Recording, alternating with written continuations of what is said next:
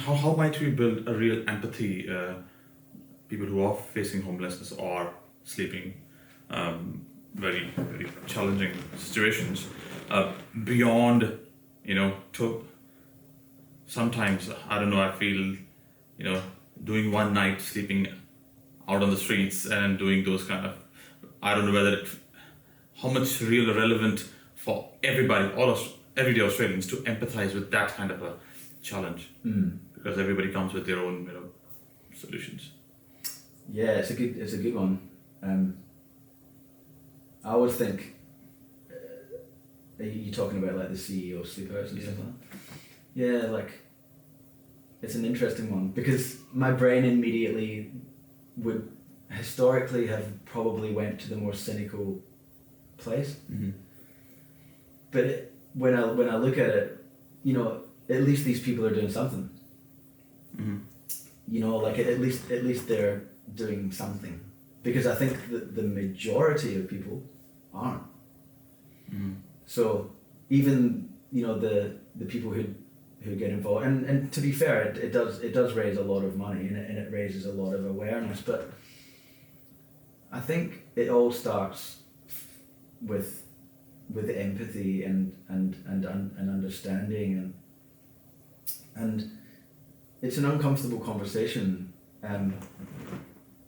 It's always going to be an uncomfortable conversation, but the fact of the matter is that a lot of people don't get treated as human beings, and I think that's where for me it starts. Is that just because someone is experiencing homelessness, that does not define them, and we have to get to the understanding where that's the case, and even just sitting down and having a chat with someone, that might sound like nothing, but it's not. It's making people feel seen. As a young 24-year-old boy, I had a job and I was living back home in India, and the landlord said, "Yeah, leave."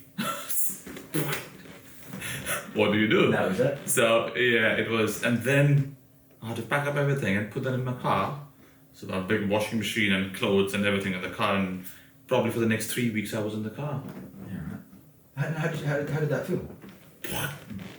I don't know where to go, and I was trying to spend as much time in the office across the day, and so it was challenging. It was challenging living in the car, and I finally I found a friend who was living in a hostel, and I was just sneaking in for this night's sleep, and then have a quick wake up earliest in the morning and have a shower and move out, and then suit up and go to office. So that was that was my story on. But I had a job, suited up and put on tie and go to work. Yeah. But no house. And that's the thing, right? Like that's the other complex factor that a lot of people don't really understand. And thanks for sharing that with us. Like as in, because that's a really important factor, and I guess like having experienced that yourself, like you can understand what I'm talking about. And